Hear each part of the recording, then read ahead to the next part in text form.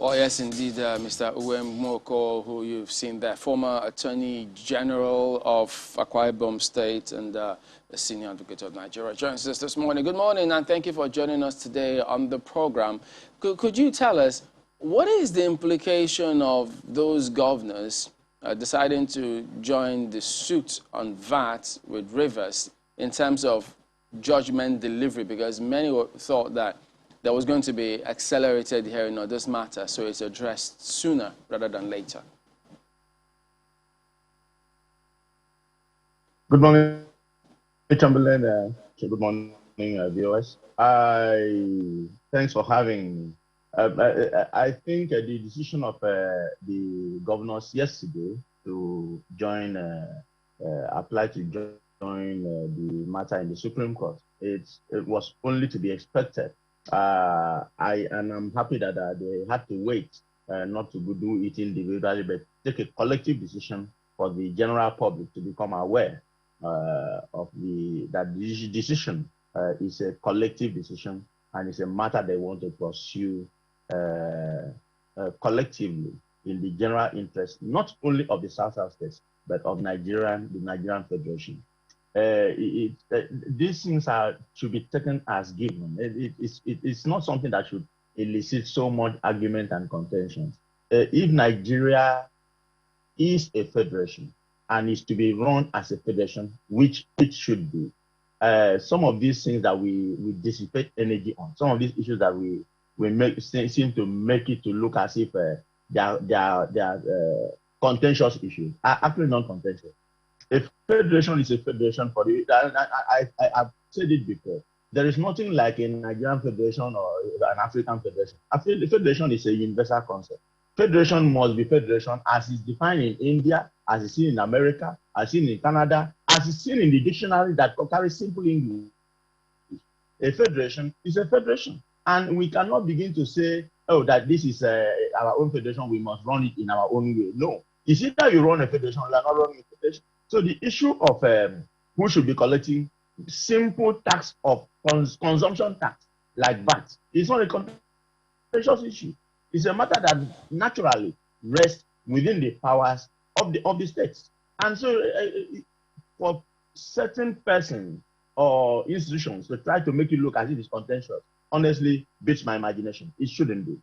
Could you tell us, I mean, when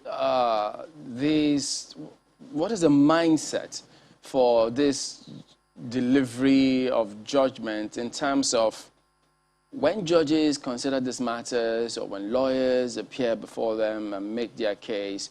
Do they just leave it strictly based on the points, the letters of the law, or do they also argue, as we hear in the court of public opinion, that, look, there's got to be security implication about this kind of matter, the social implication and what it means?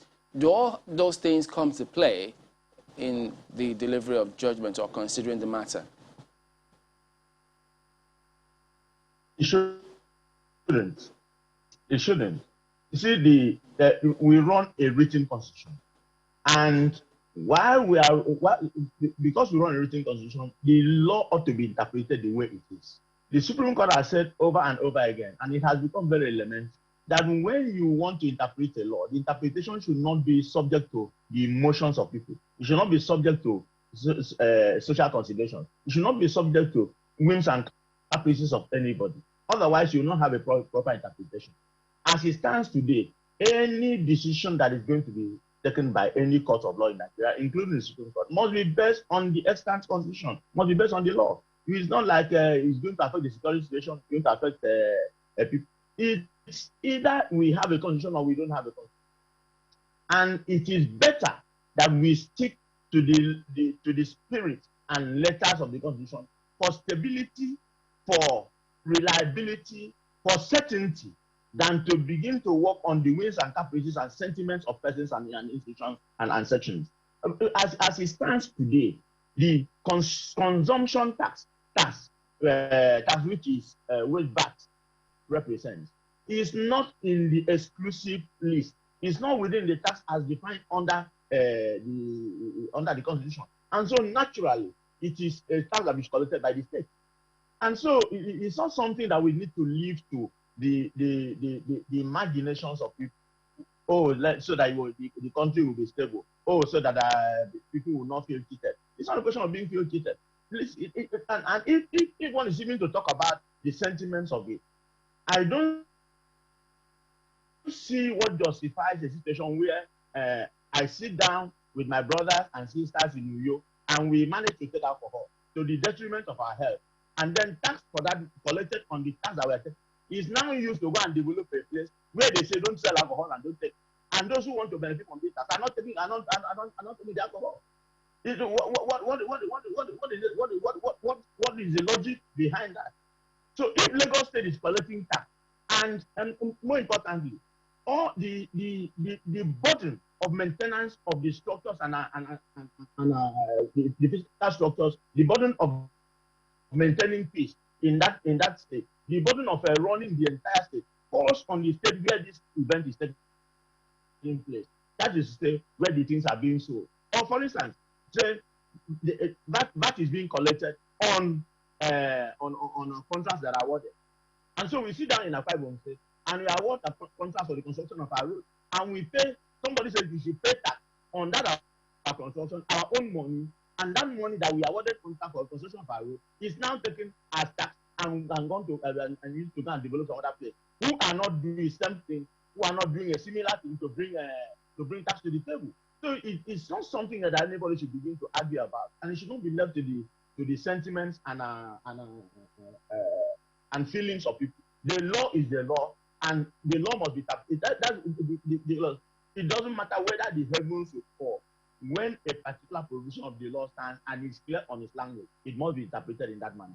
So as it stands today, I don't know how anybody is going to argue it, but as it stands today, the collection VAT as a tax is not under the one considered under the exclusive legislative use. And so it is something that is firmly within the powers of the state government to collect. And so when the South are insisting that they want to join the Okay, just give us a moment, because when you talk about it doesn't matter if heavens will fall. Well, I guess we'll just pick up on that when we come back in just a moment. Just stay with us.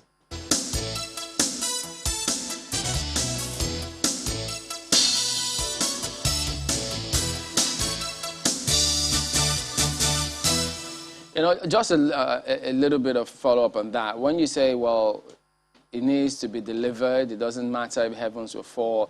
So is it a wrong perception when people think that, well, they've looked at all of the presidential elections, at least the recent ones, where it has ended up at the Supreme Court? It always comes across as though Supreme Court, they never just take those decisions that will say, no, this is what we found. It doesn't matter whether it's a sitting president or incoming president, you go out. And I think one that resonated amongst lots of people in Africa was that of Kenya, when the president was faced with that. So is it a wrong impression that people have here that they never ever will see a Supreme Court do that kind of thing in Nigeria here?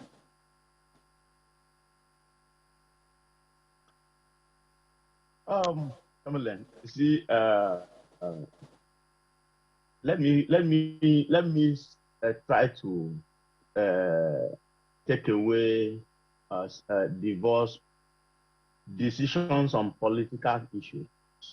That's like specifically election issues from decisions that arise from interpretation of specific laws. It is a bit sad and worrisome that in a lot of cases, and quite a few of them, the decisions that we have tend to have political colorations, tend not to align with what ordinary people perceive that could have amounted to justice. I don't think that we will never get there. I don't believe that we will never get to that position. I believe that we'll get to a point where we can directly predict what will be the outcome of a decision, even when it arises from an election matter. But right now, I must admit that it is not in all cases that you find that somebody like the late President Yaradua was honest enough to admit that the process that brought him to power wasn't very tidy, and I needed to think hard way for it to get better. Unfortunately, he didn't live to see that dream come to pass. But I believe that our courts, beginning from the High Court to the Court of Appeal and to the Supreme Court, would be able to improve on the deliveries that would enhance or build up confidence, public confidence in decisions. That when they go to court, it will not matter which party is involved. It will not matter whether it's a sitting governor or a sitting president. It will not matter whether it's a ruling party or not a ruling party that is involved. The decision will be predictable based on extant laws. And so that's what I'm saying. Let me put away decisions that arise from direct election matters, away from the decisions that arise from interpretation of existing laws. Okay. Well, my question is not just a moment. Just a moment. I'm not talking about any election. Yes. But let me go to this same substantive issue of taxes. You recall what the northern governors said at the end of one of their meetings, where they said that VAT is being confused by state governments as a sales tax. If every state enacted its own VAT law, multiple taxation will result to increase in prices of goods and services and collapse interstate trade. VAT is not a production tax like excise, but terminal tax, which is paid by the ultimate consumer. What do you make of this? Perhaps there is a need for even people, for our education, to understand which taxes really should go to the federal government, which taxes should stay with the state governments.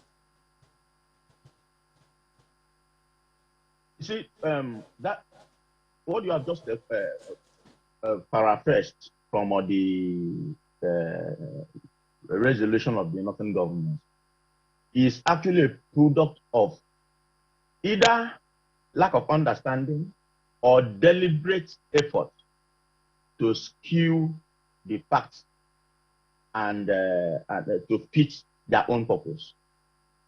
VAT is simply a sales tax. It's simply a consumption tax. There is no point trying to carry VAT and mix up with other kind of taxation. And these things are very simple. In 2016, when I was serving as Attorney General, on the issue of stamp duties, which Lagos State and other states have been pursuing for some time, I wrote a letter to the CBN from my office and demanded that a certain percentage of the stamp duty collected from banks operating within the territory of our state, arising from individual transactions and not transactions of corporate bodies, should be remitted and paid to the state. I made that demand to the CBN. The CBN replied that letter and admitted that they have collected such stamp duty, but that it would be that they will not be able to remit the money to us directly, that because they are bankers to the federal government, that they can only be advised by the Attorney General of the Federation to remit such money to us as a state. And so I should write to the Attorney General of the Federation. I then wrote to the Attorney General of the Federation and attached the letter from the CBN. The Attorney General of the Federation now wrote back to me. These are documents that are in existence. And so, okay, we agree because the CBN has said, we admit that this money is with us and we could remit it, but we must be advised by the Attorney General of the Federation to remit the money to you. So the AGF now said, okay, I should give them details, which I wrote back and sent back. That was around 2017. Up to today, nothing has happened to it. The office of the Attorney General of the Federation did not move forward. The CBN has not been able to remit the stamp duties to us. But it's not difficult to calculate and know that these monies were collected by the CBN, and that this part of this money is due to the state. But people will now sit up and begin to do imaginary classification, imaginary computation that doesn't hold water. That is why I say, let us be guided by law. Let us be guided by what the law says. And let us be guided by how federations operate in other places. Nigeria is not the only federation in the world. And we cannot operate an isolated federation type. Our type federation type must be federation type that is known universally. How is federation operated in US? How is federation operated in Canada? How is it done in Australia? How is it done in India? How are those people operating without this kind of function that we are having? Why must our own federation be tied to sentiments of a region? In other places where federations are operated, states are running their own virtual. A federation is where you have a medium strength central government, and you have a higher strength of component state, so that every state runs and is a quasi-independent entity. One more thing before you go. I mean, since you're and the senior lawyer at that, you're familiar with this Professor Peter Ogman's case, who was convicted for electoral fraud and granted bail. Well, I hadn't had time to ask you your impressions of that. So could you tell us, just as you wind down, how all of that played out for you?